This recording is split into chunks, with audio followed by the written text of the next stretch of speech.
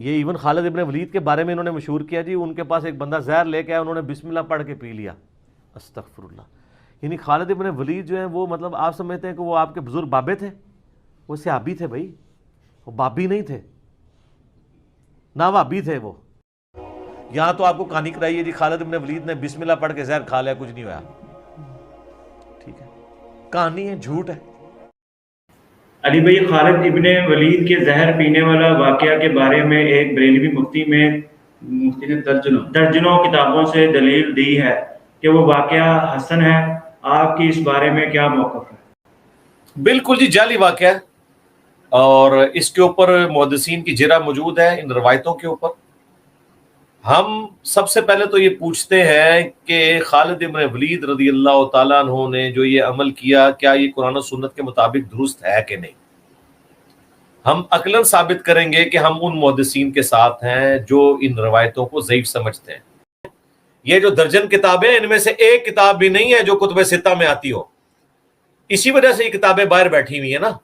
اگر ان کی یہ حیثیت ہوتی تو مین کتابوں میں انہوں نے اپنی جگہ بنائی ہوئی ہوتی۔ بحمدہ تعالیٰ ہم نے دلائل اور حقائق کے ساتھ سیدنا خالد بن ولید رضی اللہ تعالیٰ عنہ کی کرامت کے حوالے سے جو روایت اور حدیث اور کتب فضائل اور سیرت صحابہ کی کتابوں میں ائمہ محدثین نے ذکر فرمائی ہے، اس کا بیان درجن سے زائد کتابوں کے حوالہ جات پیش کر کے کیا ہے۔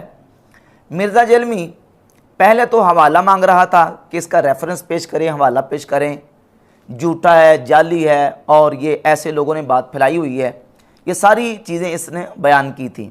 جب حوالہ جات سامنے پیش کیے تو اب یہ کہہ رہا ہے کہ یہ روایت صحیح نہیں ہے، اور یہ واقعہ جو ہے اس کو محدثین نے اس پر جرح کی ہوئی ہے، اور مرزا جیلمی نے حوالہ کوئی نہیں دیا کہ کن محدثین نے اس پر جرح کی ہے اور کن ائمہ محدثین نے اس واقعے کو جعلی قرار دیا ہے، جبکہ حقیقت یہ ہے کہ کوئی ایک حوالہ بھی مرزا جیلمی کے پاس نہیں ہے جس سے یہ ثابت کر سکے کہ محدثین اور ائمہ نے اس واقعے کو جعلی قرار دیا ہے۔ اور بحمد تعالیٰ میں نے درجن سے زائد کتابوں کے حوالہ جات پیش کیے، میں صرف مختصر وقت میں دوبارہ ان کو رپیٹ کر دیتا ہوں۔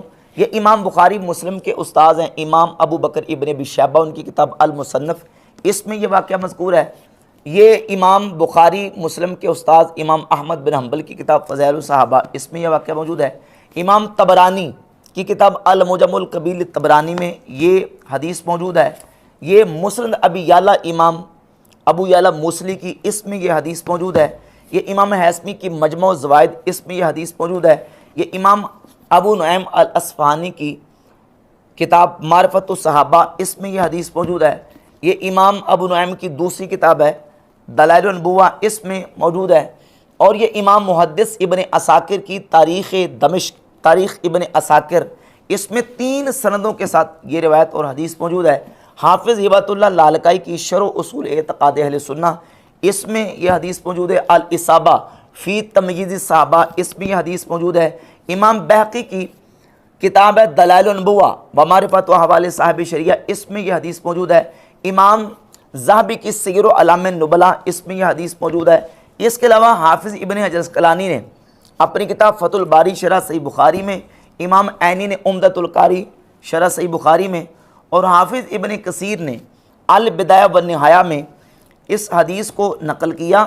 اور یہ ابن تیمیہ کی کتاب ہے مجموع الفتاوی، مجموع الفتاوی میں ابن تیمیہ نے سیدنا خالد ابن ولید رضی اللہ تعالیٰ عنہ کے زہر پینے والے اس واقعے کو، اس حدیث اور روایت کو قبول کیا، اور اس کی بنیاد پر سیدنا خالد بن ولید رضی اللہ تعالیٰ عنہ کے زہر پینے کی جو کرامت ان سے صادر ہوئی، اس کو کرامت کے طور پر ذکر کیا۔ تو اجلہ ائمہ محدثین اور ابن تیمیہ اور ابن کثیر تک نے اس بات کو تسلیم کیا اور اپنی کتابوں میں اس روایت اور حدیث کو ذکر کیا، اور سیدنا خالد بن ولید رضی اللہ تعالیٰ عنہ کی کرامت کے طور پر اس کو تسلیم کیا ہے۔ مرزا جیلمی پہلے تو حوالے مانگ رہا تھا، ریفرنس پیش کریں جی، حوالہ پیش کریں۔ یہ تو کہہ دیا گیا اگر یہ ہو سکتا ہے تو یہ کیوں نہیں ہو سکتا، یہ ہو سکتا تو یہ کیوں نہیں ہو سکتا، لیکن اس کا ریفرنس پیش نہیں کیا گیا۔ جبکہ اس کے جب ریفرنسز پیش کیے گئے حوالہ جات درجن سے زائد کتابوں کے، تو کہتا ہے 1 درجن کیا 1000 درجن بھی آ جائیں یہ واقعہ جعلی ہے، یہ واقعہ جھوٹا ہے، جعلی ہے، اور اس کو محدثین نے ضعیف قرار دیا ہے۔ پہلی بات یہ ہے کہ وہ کون سے محدثین ہیں جن محدثین نے اس واقعے کو جعلی قرار دیا ہے۔ ویسے تم کہتے ہو حوالہ پیش کریں، ریفرنس دے، تو تم بھی ریفرنس دو، تم بھی حوالہ پیش کرو کہ یہ محدثین ہیں، یہ امت کے آئمہ ہیں جنہوں نے اس حدیث کو جعلی قرار دیا ہے یا ضعیف قرار دیا ہے۔ اگر ضعیف قرار دیا ہے تو انہوں نے وجہ علت کیا بیان کی ہے، اس کی جو اس میں علت ہے، اس کے اندر جو کمزوری ہے روایت کے اندر وہ کیا ہے وہ بیان کرو، اور کس نے یہ بیان کی ہے۔ مرزا کے پاس اس کا کوئی ثبوت نہیں ہے۔ جہاں تک محدثین کے اس کو ضعیف کہنے کا دعویٰ ہے، بالکل اس کے پاس کوئی ایک بھی محدث ایسا نہیں ہے جنہوں نے اس واقعے کو ضعیف قرار دیا ہو، بلکہ اس واقعے اور اس حدیث کو محدثین نے صحیح قرار دیا، اس کے میں نے حوالہ جات پیش کیے، اور اس واقعے کو بیان کر کے محدثین نے باقاعدہ سیدنا خالد بن ولید رضی اللہ تعالیٰ کی کرامت سے ثابت کی ہے۔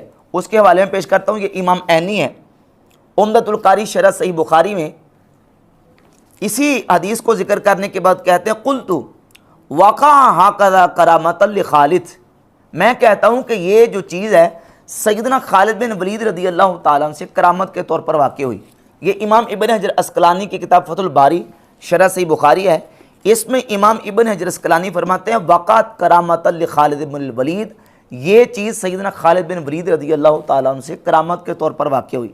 اور اس کے علاوہ یہ حافظ ذہبی کی کتاب ہے سیر و اعلام النبلاء، اس کی جلد نمبر 3 صفحہ نمبر 229 پر حافظ ذہبی لکھتے ہیں قلت ھذہ واللہ الکرامہ وھذہ شجاعہ، اللہ کی قسم میں کہتا ہوں کہ یہ سیدنا خالد بن ولید کی کرامت ہے اور یہ ان کی شجاعت ہے۔ کون کہہ رہے ہیں؟ حافظ ذہبی۔ اور یہ مجموع الفتاوی ابن تیمیہ کا، ابن تیمیہ نے اپنے مجموع الفتاوی کی جلد نمبر 11 صفحہ نمبر 277 اور 278 پہ اس واقعے کو سیدنا خالد بن ولید رضی اللہ تعالیٰ عنہ کی کرامت کے طور پر تسلیم کیا۔ اس کے علاوہ حافظ ابن کثیر نے البدایہ والنہایہ میں جلد نمبر 6 صفحہ نمبر 200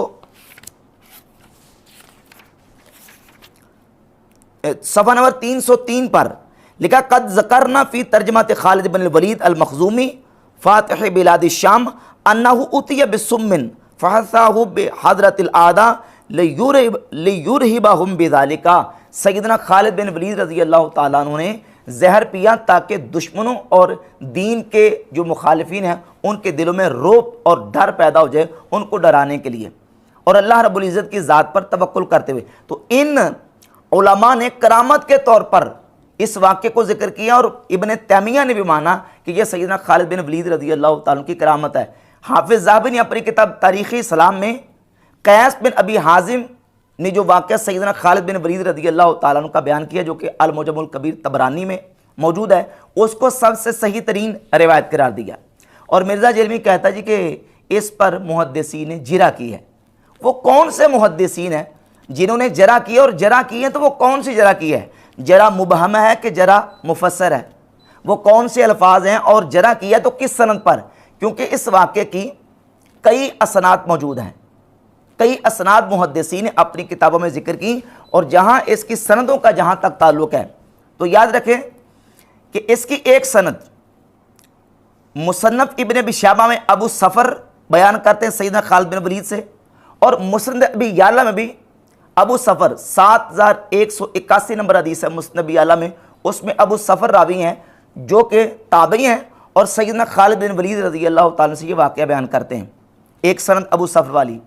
اور دوسری سند اس کی ہے المعجم الکبیر طبرانی میں 3718 نمبر جو روایت ہے، اس میں ابو بردہ سیدنا خالد بن ولید رضی اللہ تعالیٰ سے یہ واقعہ بیان کرتے ہیں۔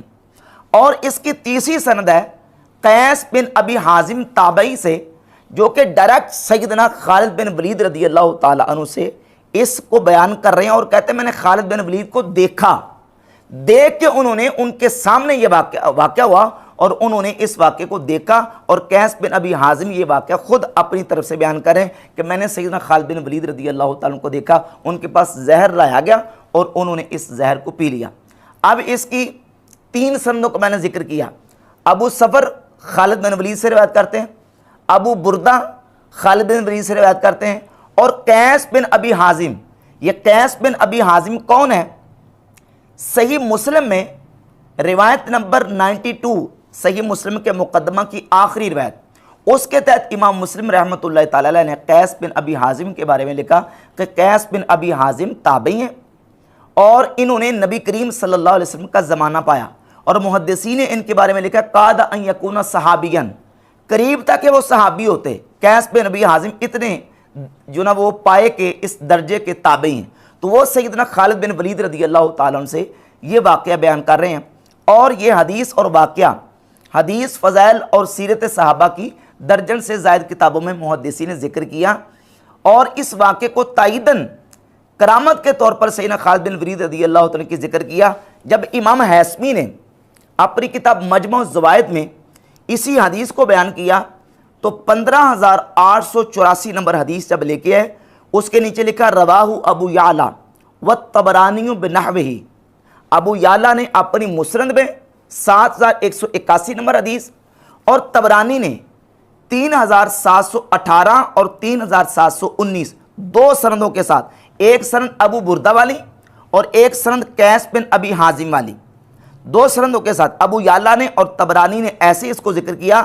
وَأَحَدُ اسنادی طبرانی، اور طبرانی کی دو سندوں میں سے ایک، سمجھیں ذرا، طبرانی کی دو سندوں میں سے ایک سند رجالہ، ہو ضمیر کا مرجع وہ سند واحد ہے، طبرانی کی دو سندوں میں سے ایک رجالہ رجال صحیح، اس ایک سند کے رجال صحیح کے رجال ہیں، وہو متصل، اور وہ ایک سند متصل ہے، اور وہ کون سی سند ہے؟ قیس بن ابی حازم علی المعجم الکبیر طبرانی میں 3719 نمبر سند، اس میں قیس بن ابی حازم خالد بن ولید رضی اللہ تعالیٰ سے بیان کر رہے ہیں، تو اس کی سند متصل ہے، رجال اس کے صحیح ہیں، ورجالہما ثقات، کہتے ہیں ویسے تو دونوں سندوں کے رجال ثقہ ہیں، یعنی ابو بردہ والی ہو یا قیس بن ابی حازم والی، البتہ یہ ہے کہ ابو بردہ والی اور مسند ابی یعلا کی ابو صفر والی جو سند ہے، اس میں ابو صفر اور ابو بردہ ان دونوں کا سیدنا خالد بن ولید رضی اللہ تعالیٰ سے سما ثابت نہیں ہے، البتہ قیس بن ابی حازم علی جو المعجم الکبیر طبرانی کی سند نمبر 3719 ہے، اس کی سند بھی متصل ہے اور اس کے رجال بھی صحیح کے رجال ہے اور اس کے رجال ثقہ ہیں۔ یہ امام ہیثمی نے تبصرہ کیا ہے اس روایت کے اوپر، اور مرزا جلمی نے جب فضائل الصحابہ کا تعارف کروایا امام احمد بن حنبل رحمۃ اللہ کی کتاب کا، تو کہتے ہیں کہ یہ امام احمد بن حنبل کی کتاب ہے فضائل الصحابہ، اور یہ پہلی مرتبہ ہمارے جیلم شہر سے اردو ترجمے کے ساتھ شائع ہو چکی ہے، اور اس کے اوپر تحقیق ہے ایک عرب سکالر وسیع اللہ بن محمد عباس کی۔ فضائل صحابہ کتاب احمد بن حنبل، یہ اب چل ضمناً آ گیا، میں اس کتاب کا بھی تعارف کروا دوں۔ یہ پہلی دفعہ یہ کتاب الحمدللہ ہمارے جہلم شہر سے چھپی ہے۔ امام احمد بن حنبل رحمہ اللہ کی کتاب فضائل صحابہ، دنیا میں فضائل صحابہ کے اوپر سب سے بڑی یہ کتاب ہے۔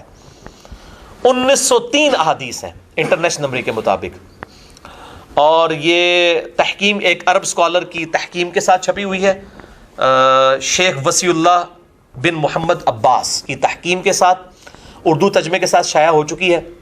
یہ میرے ہاتھ میں وہی نسخہ وسیع اللہ بن محمد عباس کی تحقیق اور تحکیم کے ساتھ اردو ترجمے کے ساتھ جو ہے وہ میرے پاس موجود ہے۔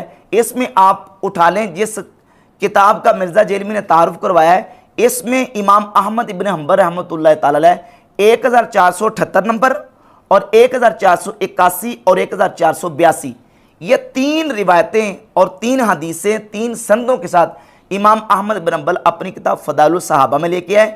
وسیع اللہ بن محمد عباس جو عرب سکالر جس کا مرزا تعارف کروا رہا تھا، روایت نمبر 1481 اور 1482، 1481 اور 1482 دونوں روایتوں کو وسیع اللہ بن محمد عباس نے صحیح قرار دی۔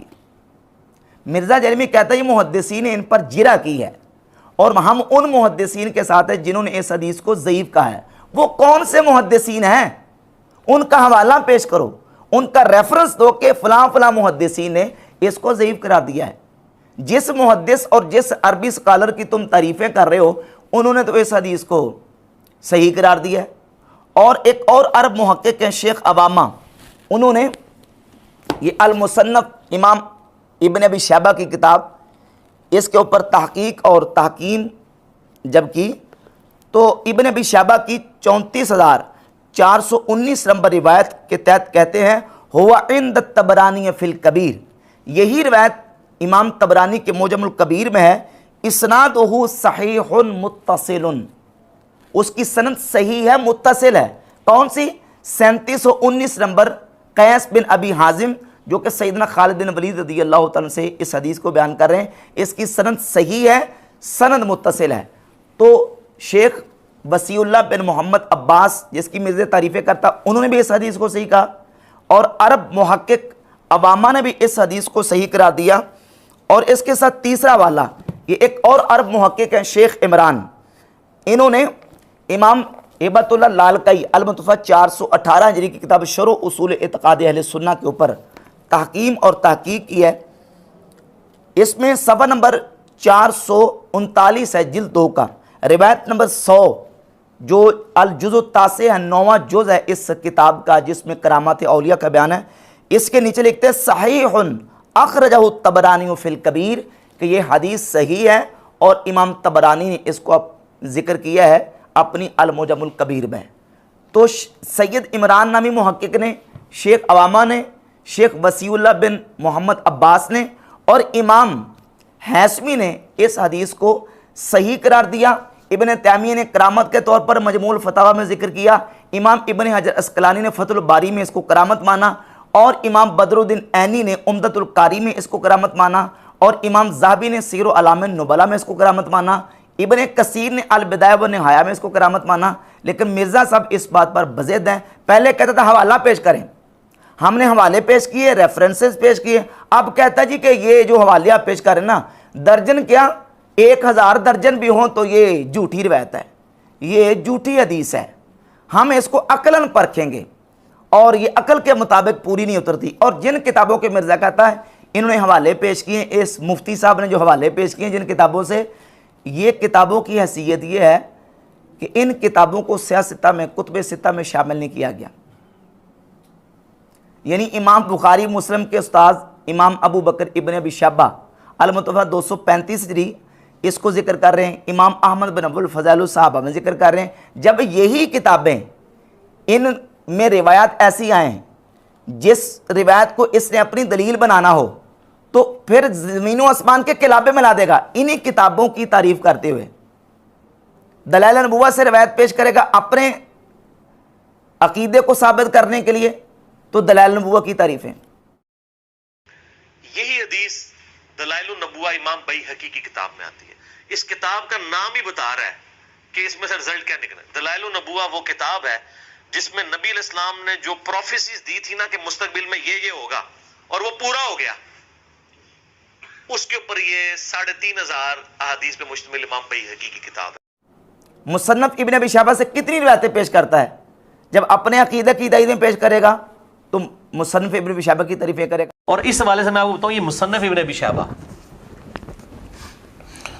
ये अहादीस और आसार का सबसे बड़ा मजमूआ है जी अहले सुन्नत का, इससे बड़ी कोई किताब नहीं। 38,000 तकरीबन 38 से 39,000 उर्दू में पहली दफ़ा ये शाया हो चुका है, ये उसकी आखिरी जिल्द है। करेगा मुजमुल कबीर तबरानी की। और ये मजमू ज़वायद, एक दिन बयान में कह रहा था कि मुझे बड़ी ख्वाहिश थी कि यह मजमू ज़वायद का उर्दू तर्जमा हो जाए और ये उर्दू तर्जमा हो चुका है, मुझे बड़ी खुशी हुई है।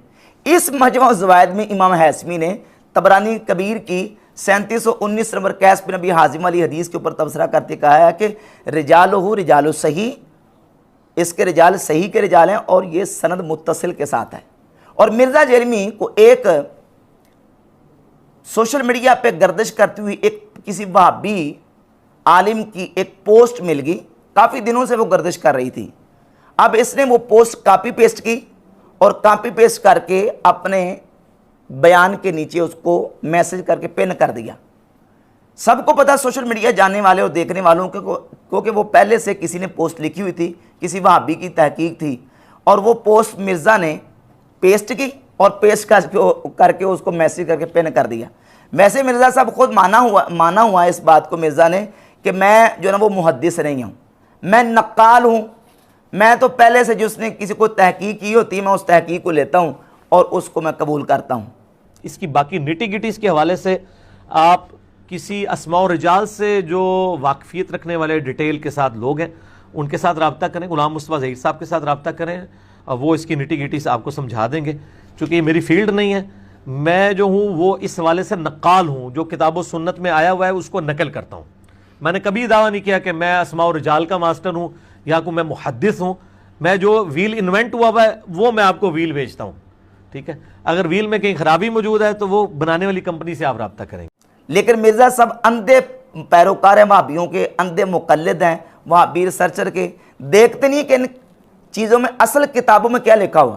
دیکھے کیا بیچارہ اصل کتاب کو پڑھ نہیں سکتا. یہ میں نے آپ کے سامنے اصل کتاب کا حوالہ پیش کر دیا ہے. اس پوسٹ کے اندر مرزا جیلمی نے انہی روایات کے اوپر جو گفتگو کی تھی اس کو اسی طریقے سے پیش کر کے تو مرزا نے اس کو پن کر دیا ہے. اس میں لکھا ہوا ہے کہ طبرانی کے اندر جو مصنف یعلا اور طبرانی, اس کی سند جو ہے وہ مرسل منقطع ہے, مرسل منقطع ہے.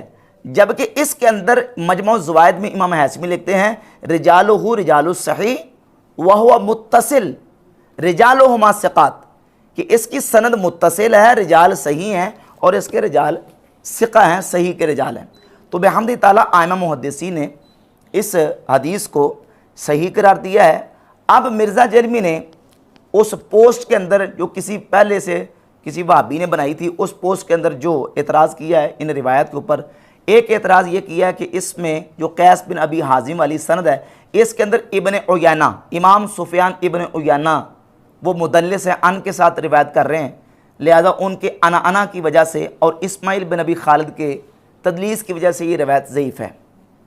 جبکہ حقیقت یہ ہے کہ محدثین کا اس بات پر اجماع ہے, محدثین کا اس بات پر اجماع, میں اس پر درجنوں حوالے پیش کر سکتا ہوں کہ ابن عیینہ کا انا محدثین کے ہاں بالاتفاق مقبول ہے. ابن عیینہ رحمہ اللہ وہ ثقہ سے تدلیس کرتے ہیں اور ائمہ محدثین کے نزدیک ابن عیینہ کا انا بالاتفاق محدثین کے یہ مقبول ہے. صحیح بخاری میں حدیث نمبر 704 نکالیں, یہی سند ہے. امام ابن عیینہ اسماعیل بن ابی خالد سے روایت کرتے ہیں, دونوں میں ان موجود ہے اور صحیح بخاری میں یہ حدیث صحیح مانی جاتی ہے اور محدثین کے ہاں یہ حدیث صحیح ہے. کیوں؟ اس لیے کہ امام ابن العیینہ وہ ثقات سے تدلیس کرتے ہیں اور ان کا انا محدثین کے ہاں بالاتفاق مقبول ہے. مرزا جیلمی کو چیلنج ہے کہ پوری اسماء و رجال کی تاریخ اور محدثین کی تاریخ اٹھا لے, کتابیں کھنگالے, چھان پھٹک کرے اور کتابوں سے کوئی ایک حوالہ پیش کرے کہ محدثین نے اس حدیث کو امام ابن العیینہ کے انا کی وجہ سے ضعیف یا جعلی قرار دیا ہو. ٹائم قیامت تک ہے, کوئی ایک حوالہ پیش کرے کہ اس حدیث کو ابن عیینہ کے انا کی وجہ سے محدثین نے ضعیف قرار دیا ہو, کوئی ایک بھی حوالہ موجود نہیں ہے. اور مرزا جب کہتا ہے میں نقال ہوں تو پھر نقال ہو تو کوئی نقل لے کے آؤں, وہابیوں کی نقل نہیں چلے گی. 15ویں صدی کا کوئی وہابی مولوی اگر ابن عیینہ کے انا کے اوپر کو بات کرے اور کہے کہ یہ روایت ابن عیینہ کے انا کی وجہ سے ضعیف ہے, اس کا حوالہ نہیں. ائمہ محدثین کا کوئی ایک حوالہ, 2-4 نہیں, صرف ایک حوالہ, ٹائم قیامت تک ہے, کوئی حوالہ پیش کرو. جبکہ صرف اور صرف ڈوبتے کو تنکے کا سہارا والی بات ہے. مرزا اس روایت کو جعلی اور ضعیف ثابت کرنے کے لیے اس طرح بونگیاں مارتا ہے, پھر کہتا ہے جی کہ یہ روایت جو ہے نا وہ کتب ستہ میں نہیں آئی. اور ان کتابوں کی حیثیت تو یہ ہے کہ یہ کتابیں کتب ستہ میں اپنی جگہ نہیں بنا سکیں. لا حول ولا قوت الا باللہ. یہ کسی اہل علم کی بولی ہو سکتی ہے؟ یہ بالکل تھرڈ کلاس قسم کے جاہل قسم کی بولی ہے کہ جو کہے کہ جناب جو حدیث کتب ستہ میں آئے گی وہ مانیں گے, جو کتب ستہ سے باہر وہ حدیث نہیں مانیں گے. یہ تو بالکل جہالت کا پلندہ. مرزا جیلمی جو ہے نا وہ اس قدر نیچے گر چکا ہے اپنا جو نا اپنے آپ کو ڈیفینڈ کرنے کے لیے. ائمہ محدثین نے حدیث کی کتابوں میں, فضائل کی کتابوں میں اس حدیث کو بیان کیا اور کہتے ہیں کتب ستہ میں نہیں آئی. تو تم جو سارے حوالے پیش کرتے ہو وہ کتب ستہ سے پیش کرتے ہو. یہ جو تم نے اپنے ٹیبل کے اوپر یہ کتاب مشکات المصابیح رکھی ہوئی ہے اور لوگوں کو کہتے ہو جی انسائکلوپیڈیا یہ حدیث کا, اس کو پڑھ لیں, بس قرآن پاک کی تفسیر پڑھنے کے بعد اس کو پڑھ لیں, بس یہ کافی ہے. مشکات المصابیح از دا انسائکلوپیڈیا آف حدیث.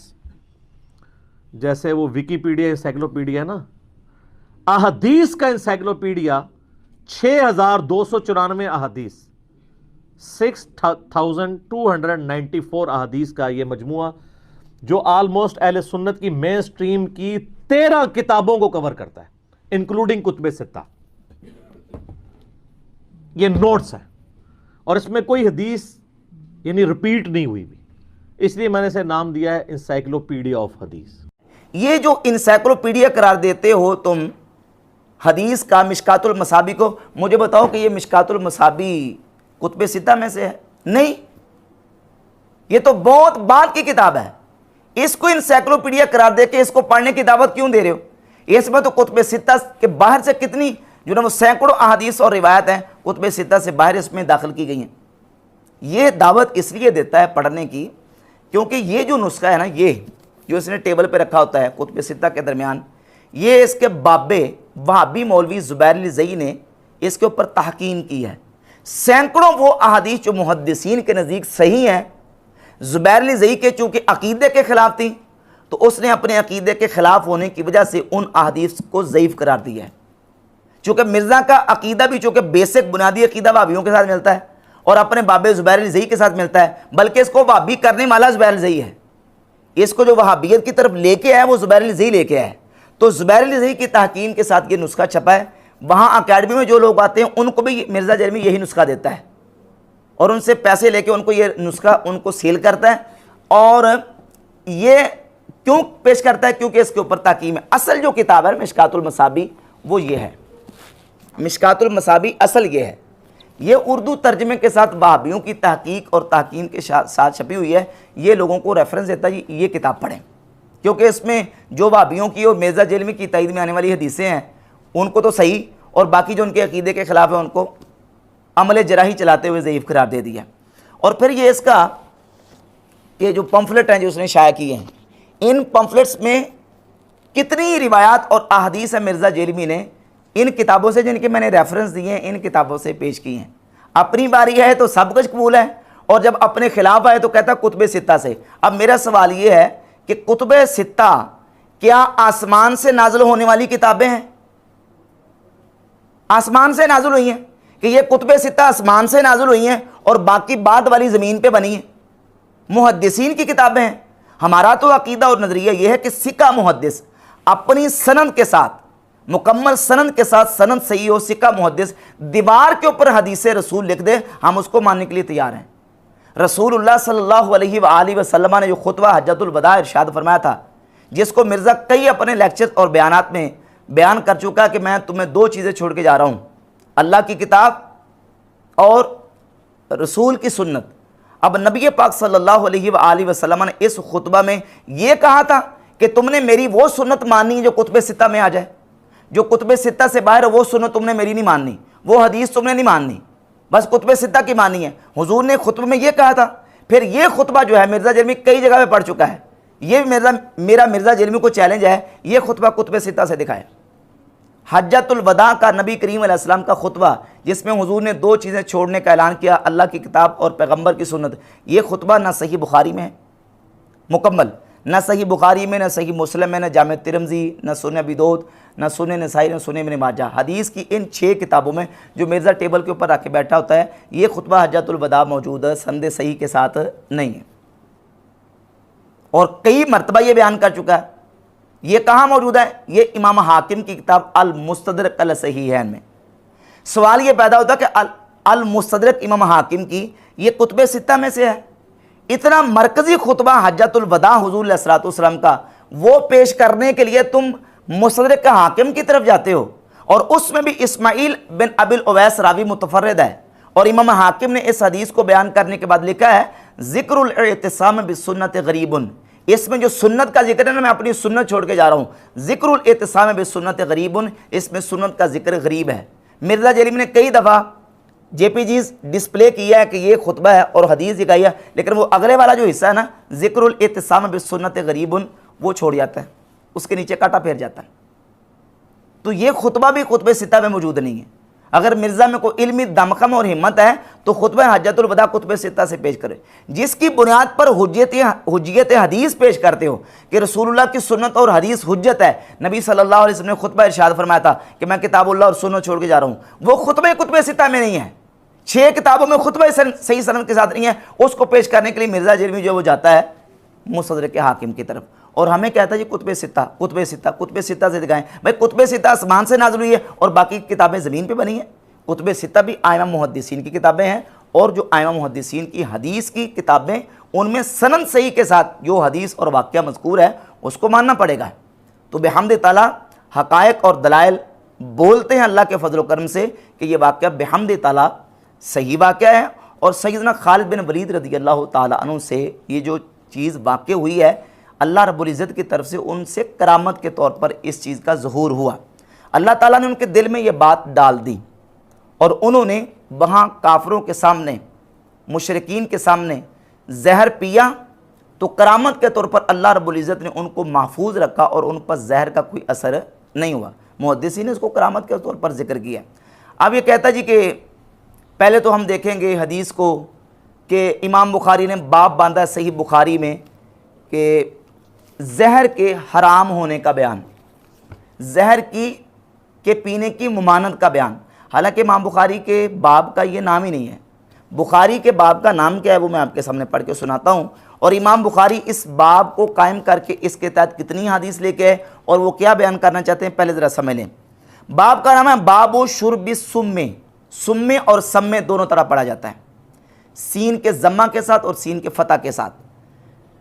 زہر پینے کا باب والدواء بہی، اور اس کے ساتھ دوا کرنے کا بیان، وبما یخاف منہ، اور اس چیز کے پینے کا بیان جس سے جان جانے کا خوف ہو، والخبیث، اور حرام چیز کے پینے کا بیان۔ یہ ہے باب کا نام۔ اس میں 4 چیزیں امام بخاری رحمۃ اللہ علیہ نے بیان کی، اور اس باب کے اوپر 4 چیزیں بیان کر کے 2 احادیث امام بخاری لے کے آئے۔ ایک حدیث سیدنا ابو ہریرہ رضی اللہ تعالیٰ عنہ سے، اور ایک سیدنا سعد بن ابی وقاص رضی اللہ تعالیٰ عنہ سے۔ جو حدیث ابو ہریرہ رضی اللہ تعالیٰ عنہ سے لے کے اس میں کہ نبی پاک علیہ الصلوۃ والسلام نے فرمایا جس نے اپنے آپ کو پہاڑ سے گرا کے خودکشی کر لی تو وہ جہنم میں اسی عذاب میں مبتلا رہے گا۔ جس نے خودکشی کرنے کے لیے اپنے آپ کو پہاڑ سے گرایا، ہر پہاڑ سے گرانے والا اپنے آپ کو وہ اس وعید کے تحت شامل نہیں ہے۔ اور دوسرا یہ کہ وہ شخص جس شخص نے اپنے آپ کو زہر پی کے خودکشی کر لی، اور تیسرا وہ بندہ کہ جس نے تیز دھاری دار آلے کے ساتھ اپنے آپ کو جو نا وہ قتل کیا اور اپنے آپ کو اس نے خودکشی کر لی، یہ اسی عذاب میں ہمیشہ جہنم میں مبتلا رہیں گے۔ امام ابن حجر عسقلانی رحمۃ اللہ علیہ اسی حدیث کی شرح کرتے ہوئے فتح الباری شرح صحیح بخاری میں حدیث نمبر 5779 کے تحت جلد 10 صفحہ 303 پہ لکھتے ہیں وَأَمَّا مُجَرَّدُ شُرْبِ السُّمِّ فَلَيْسَ بِحَرَامٍ عَلَى الْإِطْلَاقِ، کہتے ہیں مطلقاً زہر کا پینا حرام نہیں ہے، لِأَنَّهُ يَجُوزُ اسْتِمَالُ الْيَسِيرِ مِنْهُ، کیونکہ زہر کا قلیل مقدار میں استعمال کرنا جائز ہے۔ کب؟ اذا رکب معه ما يدفع ضررہ، جب اس کے ساتھ ایسی چیز ملا لی جائے جو زہر کے اثر کو اور اس کی مضرت کو ختم کر دے۔ اذا کان فیہ نفع، جب اس میں نفع ہو، تو زہر کے ساتھ اگر کوئی چیز ایسی ملا لی جائے جو اس کی جو ضرر اور نقصان کو دور کر دے، جس طرح کہ حکیم وغیرہ کشتے مارتے ہیں، اب یہ کشتے مار کے، کشتہ بیسک زہر ہوتا ہے، اس کو اس کے اندر چیزیں ملا کے اس کی مضرت اور اس کے جو نقصان دہ اس کے اثرات ہیں اس کو زائل کر لیا جاتا ہے۔ اور کہتے ہیں اس طریقے سے زہر کا جو استعمال ہے وہ حرام نہیں ہے، مطلقاً حرام نہیں ہے۔ حرام کب ہے؟ جب کوئی بندہ اس کو استعمال کرتا ہے، ایک تو خودکشی کرنے کے لیے، اپنے آپ کو ہلاک کرنے کے لیے، دوسرا اس سے نقصان جو ہے وہ ہوتا ہو، تب اس کا استعمال حرام ہے، مطلقاً استعمال حرام نہیں ہے۔ پھر کہتے ہیں اشارہ الی ذالک ابن بطال، امام ابن بطال نے اس کی طرف اشارہ کیا، وقد اخرج ابن ابی شیبہ وغیرہ ان خالد بن الولید لما نزل الحیرۃ، اور ابن ابی شیبہ نے یہ روایت اپنی مصنف میں ذکر کیا کہ سیدنا خالد بن ولید رضی اللہ تعالیٰ جب مقام ہیرا پہ اترے تو وہاں کے لوگوں نے آ کے بتایا کہ آپ اجمی لوگوں سے بچ کے رہیے کیونکہ یہ کہیں آپ کو زہر نہ دے دیں۔ تو سیدنا خالد بن ولید نے فرمایا کہ وہ زہر میرے پاس لے کے آؤ۔ زہر آپ کے پاس لایا گیا تو آپ نے فوراً اقتحامہ، ہمارے اگر اس کا ترجمہ کیا جائے اردو میں تو اقتحامہ کا معنی ہے بغیر سوچے سمجھے، منٹ نہیں لگایا، تو یہاں ہم ترجمہ کریں گے 1 منٹ سیکنڈ نہیں لگایا، فوراً اچانک انہوں نے اپنے ہاتھ میں ڈالا اور اللہ کا نام لے کے بسم اللہ پڑھ کے انہوں نے زہر کو اپنے منہ میں ڈال لیا، زہر کھا گئے، فلم یضرہ، زہر کا ان کے اوپر کوئی اثر نہیں ہوا۔ فقان المصنف رمز الی ان سلامت من ذالک وقت کرامت لخالد بن ولید، مصنف نے یعنی امام کرمانی نے اس بات کی طرف اشارہ کر دیا کہ سیدنا خالد بن ولید رضی اللہ تعالیٰ عنہ سے یہ جو عمل ثابت ہوا ہے یہ ان سے کرامت کے طور پر ہوا۔ اللہ رب العزت نے ان کے دل میں یہ بات ڈال دی اور انہوں نے اللہ کی ذات پہ توکل اور بھروسہ کرتے ہوئے یہ اقدام کیا۔ ان کا اللہ کے ساتھ اس قدر گہرا تعلق اور اتنا مضبوط ان کا اللہ کی ذات پہ اعتماد اور توکل تھا، اور اس بات کا انہوں نے برملا کفار کے سامنے اظہار کیا کہ اللہ رب العزت اگر نقصان نہ دینا چاہے تو یہ زہر مجھے نقصان نہیں دے سکتی، کیونکہ زہر میں ہلاک کرنے کا، شہد میں شفا دینے کا، آگ میں جلانے کا، پانی میں ڈبونے کا یہ جو اثر اور تاثیر اللہ نے رکھی ہے، اگر اللہ رب العزت اس تاثیر اور اثر کو زائل کر دے، اگر اللہ کسی کو نقصان نہ پہنچانا چاہے تو دنیا کی کوئی طاقت نقصان نہیں پہنچا سکتی، اور اگر اللہ کسی کو نفع نہ دینا چاہے تو دنیا کی کوئی چیز نفع نہیں دے سکتی۔ اور یہ حدیث میں نبی پاک صلی اللہ علیہ وسلم کی جامع ترمذی میں 2516 نمبر حدیث ہے، سیدنا عبداللہ ابن عباس رضی اللہ تعالیٰ عنہ کو نبی پاک صلی اللہ علیہ وآلہ وسلم نے فرمایا، اے ابن عباس وَعْلَمْ أَنَّ الْأُمَّةَ لَوْ اجْتَمَعَتْ عَلَىٰ أَن يَنْفَعُوكَ بِشَيْءٍ، جان لے کہ اگر ساری امت جمع ہو جائے کہ وہ تجھے مل کے کوئی نفع دینا چاہیں، إِلَّا بِشَيْءٍ قَدْ قَتَبَهُ اللَّهُ لَكَ، وہ تجھے نفع نہیں دے سکتے مگر وہی جو اللہ نے تیرے لیے لکھ دیا۔ اور تو جان لے وَلَوْ اجْتَمَعُوا عَلَىٰ أَن يَضُرُّوكَ بِشَيْءٍ لَمْ يَضُرُّوكَ إِلَّا بِشَيْءٍ قَدْ قَتَبَهُ اللَّهُ عَلَيْكَ، فرمایا کہ ساری امت بھی اگر جمع ہو جائے اور تجھے نقصان پہنچانا چاہیں تو تجھے نقصان نہیں پہنچا سکتے مگر وہی جو اللہ نے تیرے اوپر نقصان لکھ دیا ہے۔ تو سیدنا خالد بن ولید رضی اللہ تعالیٰ کے دل میں اللہ نے یہ بات ڈالی، ان کا اللہ کی ذات پہ توکل اور بھروسہ اس قدر تھا کہ انہوں نے منٹ نہیں لگایا اور زہر پی لیا، اور اللہ رب العزت نے اس زہر کے اثر کو زائل کر دیا اور زہر کا ان کے اوپر کوئی اثر نہیں ہو سکا۔ اس سے مسلمانوں کو ان کے ایمان کو، عقیدے کو تقویت ملی، کافروں کے دلوں میں مسلمانوں کا رعب پیدا ہوا، دہشت اور ان کے دلوں میں مسلمانوں کا رعب پیدا ہوا ہے، اور اللہ رب العزت نے اسلام اور مسلمانوں کو وہاں عزت عطا فرمائی۔ یہ ان سے کرامت کے طور پر صادر ہوا، خرق عادت، خلاف قاعدہ، یہ کوئی قاعدہ اور قانون نہیں ہے کہ آپ اس کے مطابق ایک قانون بنا لیں کہ بسم اللہ پڑھ کے تو زہر پئیں گے تو بس قانون بنا لیں، یہ قانون نہیں ہے، یہ خرق عادت ہے۔ جو خلاف قاعدہ کام ہوتا ہے اس کو قانون اور قاعدہ نہیں بنایا جاتا۔ اب یہ مرزا جلوی کے جو فالوز وہ کہتے ہیں ٹھیک ہے آپ پی کے دکھائیں، پئیں آپ اس کو، جبکہ صحیح بخاری میں حدیث موجود ہے کہ نبی پاک صلی اللہ علیہ وآلہ وسلم نے فرمایا جس نے صبح کے وقت 7 عجبہ کھجوریں کھائیں تو سارا دن شام تک اس کو نہ کوئی زہر اثر کرے گا نہ اس کو جادو اثر کرے گا۔ تو اس کا مطلب یہ تھوڑی ہے کہ آپ اس کو ٹیسٹ کرنا شروع کر دیں، اس کی ٹرائی اور آزمائش کرنی شروع کر دیں۔ صحیح بخاری میں 5779 نمبر حدیث ہے، یہ ایک اس کی برکت بیان کی گئی ہے۔ تو جہاں جس جگہ پہ سیدنا خالد بن ولید اس وقت کھڑے تھے، جو اللہ رب العزت نے انہیں جذبہ اور وہاں شجاعت عطا کی، دل میں بات ڈال دی، اس کے بنیاد پر انہوں نے یہ عمل کیا، تو اللہ تعالیٰ نے ان سے یہ چیز کرامت کے طور پر صادر کی، اور یہ ان کی کرامت تھی کہ ان کو کوئی نقصان نہیں ہوا۔ محدثین ائمہ نے اس کو کرامت کے طور پر ذکر کیا، اور بحمد تعالیٰ یہ واقعہ بالکل صحیح ہے۔ اس پر جتنے اشکال مرزا نے پیش کیے ہیں وہ سب باطل اور مردود ہیں۔ ائمہ محدثین نے اس کو بیان بھی کیا ہے اور اس کو صحیح بھی قرار دیا ہے، اور اس کو سیدنا خالد بن ولید رضی اللہ تعالیٰ کی کرامت ذکر فرمایا ہے۔